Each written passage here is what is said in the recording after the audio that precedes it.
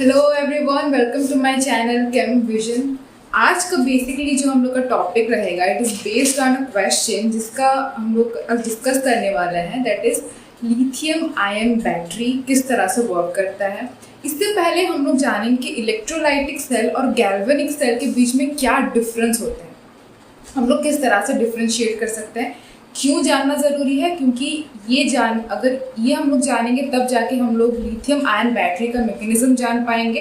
And I think so galvanic cell और electrolytic cell ये class 11 और 12 स्टूडेंट्स के लिए बहुत रिलेवेंट है। इवन आगे जो ग्रेजुएशन वगैरह कोई भी करे, बेसिक्स ऑफ इलेक्ट्रोलाइटिक सेल या फिर इलेक्ट्रोकेमिकल, जब हम इलेक्ट्रोकेमिस्ट्री पढ़ रहे हैं तो ये बेसिक है, तो ये जानना बहुत ही इंपॉर्टेंट है।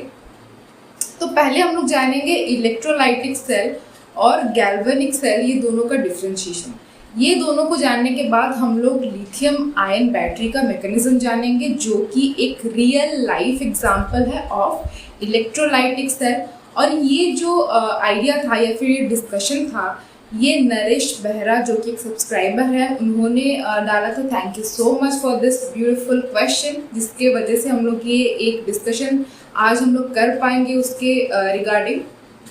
तो पहले चलिए जानते हैं कि ये गैल्वेनिक सेल और इलेक्ट्रोलाइटिक सेल को हम लोग किस तरह से डिफ्रेंशिएट कर पाएंगे। तो फर्स्ट जो हम लोग का आता है, इट इज इलेक्ट्रोलाइटिक सेल। नाम से ही आपको लग रहा होगा कि इलेक्ट्रोलाइटिक मतलब क्या, यहाँ पे कुछ इलेक्ट्रिक का यूज हो रहा है, राइट।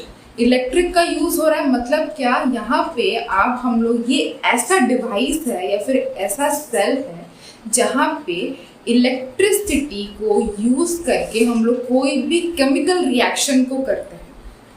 किस तरह का केमिकल रिएक्शन होना चाहिए? Non spontaneous redox reaction. Non spontaneous मतलब क्या? जो रिएक्शन अपने आप नहीं होता है, कोई भी एनर्जी डालना पड़ता है वो रिएक्शन को करवाने के लिए।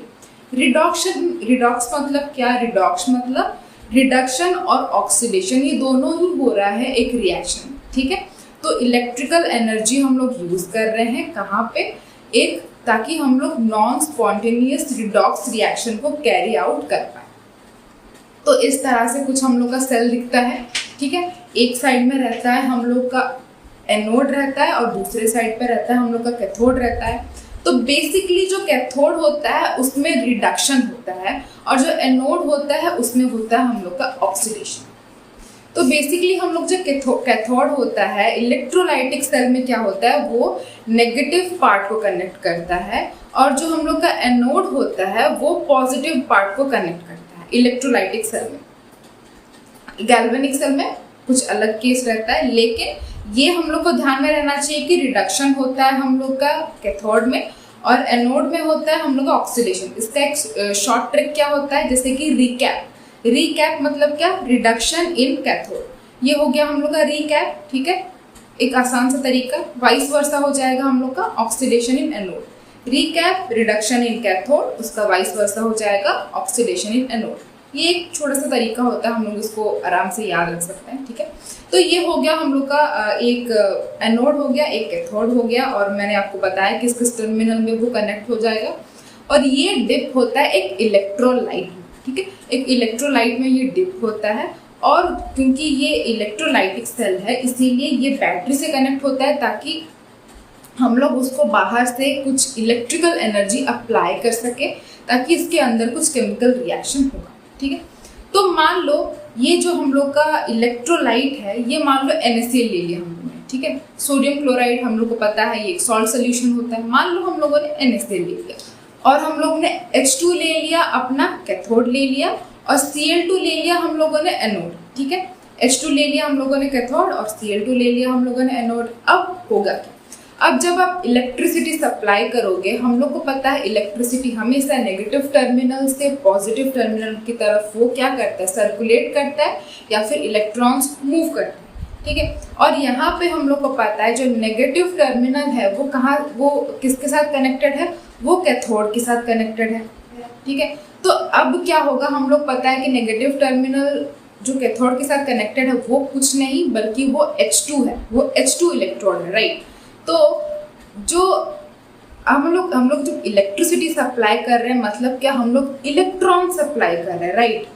करंट मतलब क्या, मूवमेंट ऑफ इलेक्ट्रॉन। हम लोग इलेक्ट्रॉन सप्लाई कर रहे हैं, तो जब इलेक्ट्रॉन सप्लाई होता है H2 में, ठीक है, और H2 तो अपने आप में ही वो क्या होता है, स्टेबल है, ठीक है, उसको कुछ नहीं चाहिए। जब इलेक्ट्रॉन आता है H2 के पास, वो कहाँ पे डिप्ड है, वो डिप्ड है NaCl सोल्यूशन, ठीक है। NaCl सोल्यूशन में Na+ और Cl- आपको पता है, ठीक है।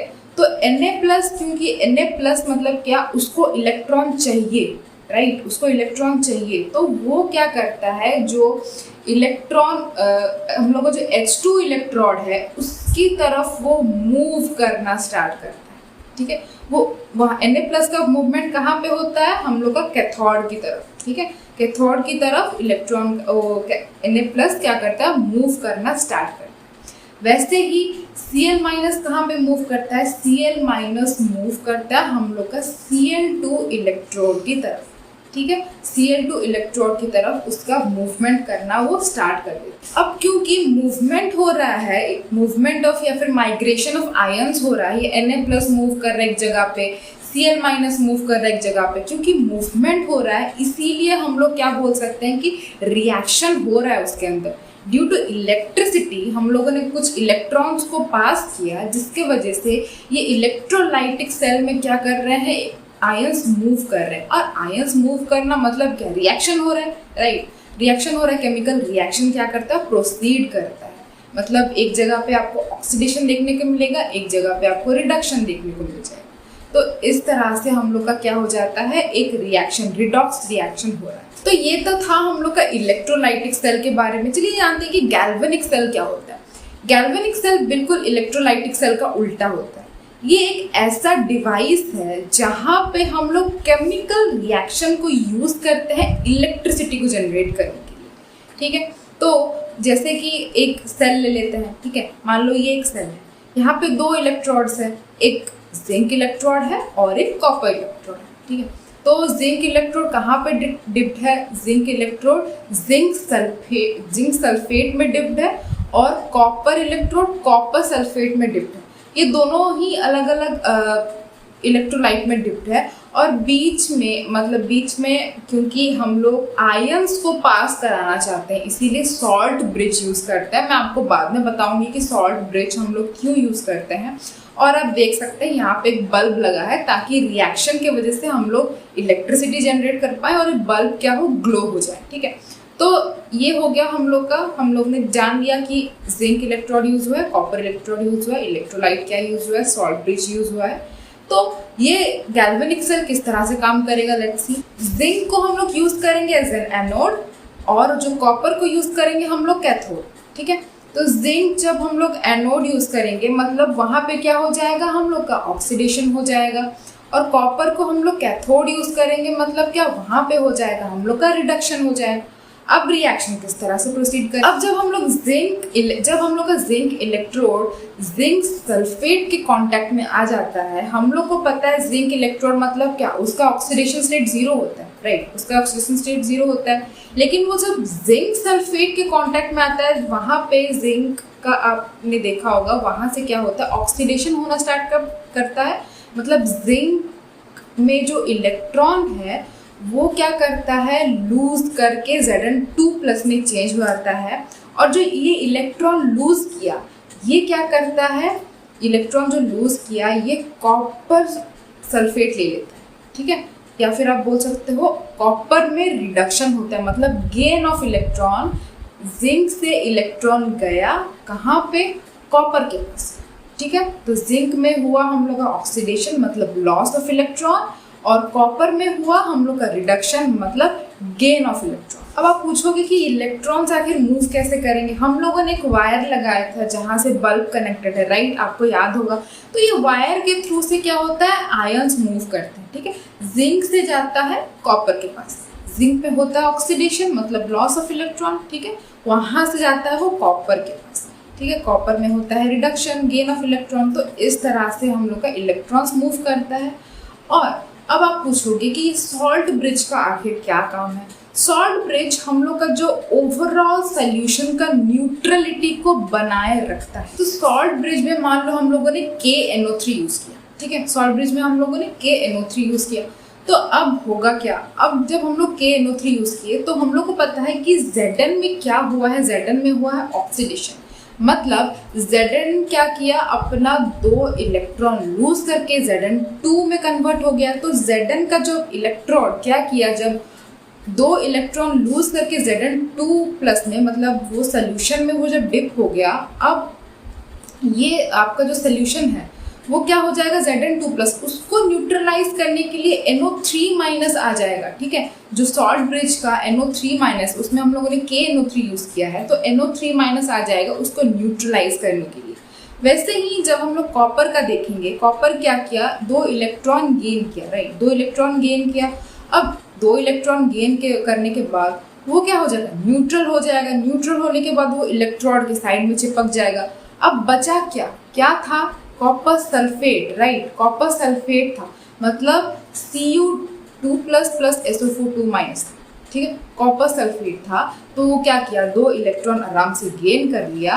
अब वो क्या बचा, जो सल्फेट है वो क्या करेगा, वो अब आपका ज़्यादा नेगेटिवली चार्ज्ड सोल्यूशन बन गया। अब उसको न्यूट्रलाइज करने के लिए K+ आ जाता है। ठीक है, उसको न्यूट्रलाइज करने के लिए क्या आ जाता है, K+ आ जाता है, जिसके वजह से आपका ओवरऑल सोल्यूशन क्या हो जाता है, वो न्यूट्रल बन जाता है। तो बेसिकली सॉल्ट ब्रिज हम लोग का यूज होता है न्यूट्रलाइज करने के लिए पूरा का पूरा सोल्यूशन। ठीक है, सॉल्ट ब्रिज में आपका इलेक्ट्रॉन्स पास नहीं होता है। ठीक है, इलेक्ट्रॉन्स को पास नहीं करता है, लेकिन वो क्या करता है, आपका ओवरऑल सोल्यूशन को न्यूट्रल रखता है। तो बेसिकली ये था हम लोग का गैल्वेनिक सेल के बारे में और इलेक्ट्रोलाइटिक सेल के बारे में। ये बेसिकली हम लोग का आइडिया मिल गया कि इलेक्ट्रोलाइटिक सेल क्या होता है, गैल्वेनिक सेल क्या होता है। तो अभी चलिए जानते कि लिथियम आयन बैटरी के बारे में। तो पहले तो ये जानते कि लिथियम आयन बैटरी आखिर होता क्या है या फिर कहाँ पे यूज होता है। तो लिथियम आयन बैटरी हम लोग का बेसिकली सेल फोन में, लैपटॉप में, बहुत सारे टॉयज में और बहुत सारे इलेक्ट्रिकल टूल्स में यूज होता है। क्यों यूज किया जाता है, क्योंकि ये हम लोग का बहुत ही कम टेम्परेचर को भी वो विथस्टैंड कर सकता है, मतलब वो संभाल लेता है बहुत ही कम टेम्परेचर को। इसीलिए हम लोग बेसिकली लैपटॉप्स में, सेल फोन्स में लिथियम आयन बैटरी यूज़ करते हैं। अगर हम लोग का देखा जाए तो इसका जो कैपेसिटी होता है वो बहुत हाई होता है, पावर डेंसिटी बहुत हाई होता है, मतलब ओवरऑल ये काफ़ी अच्छा माना जाता है। ठीक है, इसीलिए ये यूज़ होता है हम लोग का लिथियम आयन बैटरी। मैंने अभी यूज़ किया कि ये लो टेम्परेचर में बहुत अच्छे से काम कर लेता है। इसका रीज़न क्या है, क्योंकि ये बहुत हाई कैपेसिटी का होता है। तो क्योंकि इसका हाई कैपेसिटी बहुत हाई होता है, तो लो टेम्परेचर में क्या होता है, जो बैटरी का इंटरनल रेजिस्टेंस होता है वो बहुत ही ज़्यादा कम हो जाता है, इसीलिए कैपेसिटी भी क्या कम हो जाता है। लेकिन अगर किसी बैटरी का कैपेसिटी बहुत ज़्यादा है, चाहे रेजिस्टेंस कम हो जाए लेकिन वो संभाल लेगा, ठीक है, वो चल जाएगा। इसीलिए लिथियम आयन बैटरी हम लोग का बहुत सारे सेलफोन्स में, लैपटॉप्स में ये यूज़ होता है। इसको बहुत ही जगह पे यूज़ किया जाता है। तो चलिए जानते हैं कि लिथियम आयन बैटरी आखिर काम कैसे करता है। तो लिथियम आयन बैटरी में इस तरह का, जैसे कि ये एक इलेक्ट्रोलाइटिक सेल का बेस्ट एग्जाम्पल है। ठीक है, तो ये यहाँ पे एक सेल होता है, यहाँ पे 2 इलेक्ट्रोड्स होते हैं, एक आपका ग्राफाइट इलेक्ट्रोड होता है और आपका दूसरा इलेक्ट्रोड होता है जहाँ पे कि कोबाल्ट ऑक्साइड को यूज़ किया जाता है। ठीक है, ये जो ग्राफाइट इलेक्ट्रोड होते हैं ये बेसिकली आपका एनोड होता है और ये जो हम लोग का कोबाल्ट ऑक्साइड का इलेक्ट्रोड है ये कैथोड होता है। ठीक है, तो कैथोड में क्या होता है, हम लोग का रिडक्शन होता है और एनोड में होता है हम लोग का ऑक्सीडेशन। ठीक है, कैथोड कनेक्टेड होता है हम लोग का नेगेटिव टर्मिनल के साथ और एनोड कनेक्टेड होता है हम लोग का पॉजिटिव टर्मिनल के साथ। इस तरह से आपका स्टार्ट हो गया। ठीक है, एक डिवाइस रेडी हो गया। अब क्या होगा, अब जब हम लोग मान लो लैपटॉप आप यूज़ करो, ठीक है, लैपटॉप में आपका बैटरी है। जब आप लैपटॉप को ऑन करते हो तो आपका बैटरी क्या करता है, डिस्चार्ज करना स्टार्ट करता है, मतलब एनर्जी को वो यूज़ करता है केमिकल रिएक्शन को प्रोसीड करवाने के लिए। ठीक है, तो होता क्या है, मान लो आपको जो लिथियम आयंस है वो एनोड से कैथोड की तरफ मूव करना स्टार्ट करते हैं। ये कैसे होता है, ऑक्सीडेशन में हम लोग को पता है, ऑक्सीडेशन मतलब लॉस ऑफ इलेक्ट्रॉन। ऑक्सीडेशन कहाँ पे हो रहा है, एनोड में हो रहा है। एनोड मतलब हम लोग का जो ग्राफाइट वाला सेक्शन है। ठीक है, अब मैंने आपको एक चीज़ बताना भूल गई कि जो आपका ग्राफाइट का जो इलेक्ट्रोड है वो लेयर वाइज होता है, मतलब एक लेयर ग्राफाइट का और एक लेयर लिथियम आयंस का, एक लेयर ग्राफाइट का दूसरा लेयर लिथियम आयंस का। इस तरह से ये इलेक्ट्रोड आपका बना है जो कि आपका एनोड होता है, ठीक है। तो ये आपका एनोड में ऑक्सीडेशन हो रहा है, मतलब Li(C6) क्या करेगा, Li+ रिलीज करेगा और इलेक्ट्रॉन रिलीज करेगा। ये इलेक्ट्रॉन्स किसके पास जाएंगे, क्योंकि ऑक्सीडेशन का मतलब लॉस ऑफ इलेक्ट्रॉन, ये इलेक्ट्रॉन्स जाएंगे कोबाल्ट ऑक्साइड के पास और Li+ आयंस क्या करेंगे, मूव करना स्टार्ट करेंगे, ठीक है, मूव करना स्टार्ट करेंगे। आपने जो सेपरेटर के थ्रू से ये आराम से मूव करते हैं, ठीक है। किसके पास जाएंगे, कैथोड के पास। अब कैथोड के पास किस तरह से रिएक्शन होगा, ये जो मैं रिएक्शन बोली मैं डिस्चार्ज ऑफ बैटरी, मतलब जब आपने लैपटॉप ऑन किया तब का मैं रिएक्शन बात कर रही हूँ कि बैटरी में किस तरह का प्रोसेस चलता है, ठीक है। तो ये लिथियम आयंस आते हैं किसके पास, कोबाल्ट ऑक्साइड के पास। कोबाल्ट ऑक्साइड के पास आपका आ जाता है लिथियम आयंस और इलेक्ट्रॉन्स, और इसको मिला के ये क्या फॉर्म करता है, एक इस तरह का प्रोडक्ट बनाता है। तो ये रिएक्शन चलते जाता है, जितना तक आप लैपटॉप यूज़ करते रहते हैं चलते जाता है। लेकिन एक टाइम ऐसा भी आता है कि एनोड बेचारा कितना Li+ आयंस देगा, राइट। उसका जो इलेक्ट्रोड है एक पॉइंट पे ऐसा होता है कि Li+ आयंस वो और दे नहीं पाता है। रीज़न क्या होता है, मे बी बहुत सारे ऐसे प्रोडक्ट बन जाते हैं जो कि आपका रिएक्शन को प्रोसीड करने नहीं देते हैं, या फिर धीरे धीरे वो इलेक्ट्रोड डिप्लीट करना स्टार्ट कर देता है, मतलब वो Li+ आयंस और नहीं दे पाता। अगर Li+ आयंस ही नहीं दे पाएगा तो आपका रिएक्शन चलेगा कैसे, ऐसे रिएक्शन नहीं चलेगा तो बैटरी भी नहीं चलेगा, तो आपका लैपटॉप भी नहीं चलेगा। तो आप देखोगे कि एक नोटिफिकेशन आता है कि आपका बैटरी लो हो चुका है, ठीक है। तो आपने क्या देखा, बैटरी लो हो चुका, अब भाई हम लोग रिचार्ज करेंगे। तो जब आप रिचार्ज करना स्टार्ट करते हो, अब क्या हो जाएगा, आपका जो लिथियम आयंस ये बैक कैथोड से एनोड की तरफ जाएगा कि तेरा लिथियम आयंस डिप्लीट हो गया है, तो टेंशन मत ले, मैं तुझे देता हूँ वापस से, ठीक है। मतलब रिचार्ज मतलब वो थोड़ा सा और लिथियम आयंस देता है। इस तरह का रिएक्शन होता है कि लिथियम आयंस क्या करते हैं, एनोड की तरफ जाते हैं ताकि हम लोग वापस से लैपटॉप को यूज़ करें, ठीक है। इस तरह का आपका रिएक्शन होता है। तो बेसिकली ये था हम लोग का किस तरह से लिथियम आयन बैटरी चलता है, या फिर हम लोग बोल सकते हैं कि इलेक्ट्रोलाइटिक सेल का एक लाइव एग्जाम्पल। तो इस तरह से आप कनेक्ट कर सकते हैं चीज़ों की तरफ, तो आपको बहुत ज़्यादा मज़ा आएगा पढ़ने के लिए। जब हम लोग एप्लीकेशन देखेंगे चीज़ों का तो और ज़्यादा मज़ा आएगा।